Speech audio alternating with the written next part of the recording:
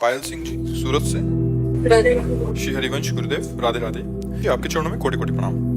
महाराज जी, इस संसार रूपी खेल के विजेता परम शक्ति श्री सदगुरुदेव जी, क्या हम आपको इस लौकिक जीवन की इस दिव्य आध्यात्मिक यात्रा को आपके पूर्व कर्मों के प्रारब्ध का हिस्सा माने या इसे आपके नवीन कर्म रूपी पुरुषार्थ का प्रमाण माने? हमसे पूछ रहे हैं, आप बता रहे हैं। पूछे हम तो एक शब्द बच्चा कहते हैं, कृपा। कृपा, केवल कृपा, भगवान की कृपा।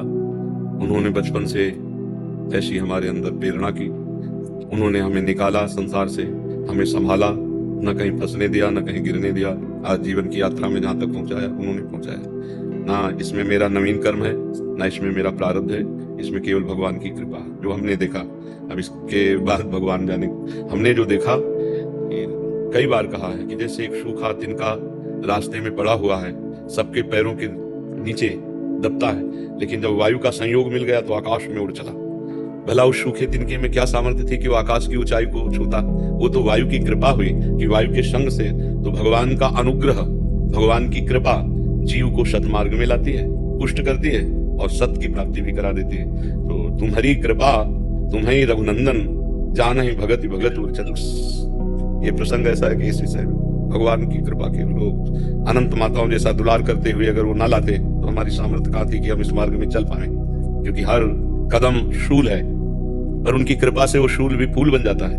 हर कदम कैसे बाल्यावस्था से अभी तक पूरे जीवन की एक यात्रा है, जिसमें देखा है कि जहाँ केवल प्रभु, केवल उनका सहयोग, वही हाथ पकड़कर चला रहे हैं। अब जीवन की यात्रा पूर्णता की तरफ जा रही, तो उनका था कुछ कि अपने हृदय की बात चार लोगों के कान में पहुंच जाए, उनका मंगल हो जाए। इसलिए घर बैठे पूरी हर जगह बात पहुंचा रहे हैं, वही तो पहुंचा रहे हैं। नहीं तो हम तो कभी जिंदगी में वृंदावन के बाहर जाते नहीं, तो हमारी बात कैसे पहुंच जाती? वही पहुंचा रहे हैं, यंत्र रूप बन गया साधन, पूरे विश्व में बात पहुंच रही। सारा खेल प्रभु का है, वो करें करावें आप सब जने बढ़ाई दे।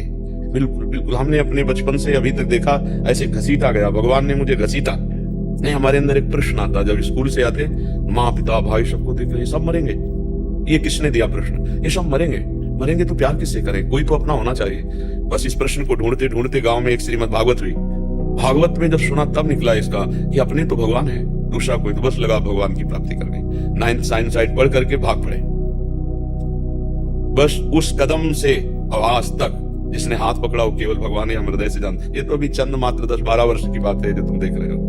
वो भी भगवान ने लीला करनी थी उनके, इसलिए सब प्रकाशित हो गया। नहीं, हमारी इच्छा नहीं थी, पर अपनी इच्छा थोड़ी होती है। भगवान की इच्छा थी कि संसार जाने, तो ये सब प्रकाश हो। ये हमारी इच्छा अंदर की यही थी कि हम ऐसे जीवन करके निकल जाए कि कोई जाने ही ना कि कोई महात्मा, कोई भक्त, कोई भगवान, ऐसे नहीं। पर वही सही जो राम रचि रखा, भगवान ने जो कर रखा है, और उससे जगत का मंगल हो रहा है। इसलिए हमें और भगवान की इच्छा का सपोर्ट हो रहा है कि अगर केवल प्रवचन और रुपया पैसा कमाना ये सब बात होती, जिंदगी में हम इसे स्वीकार नहीं करते। हमारा जीवन केवल एक शब्द है, कृपा।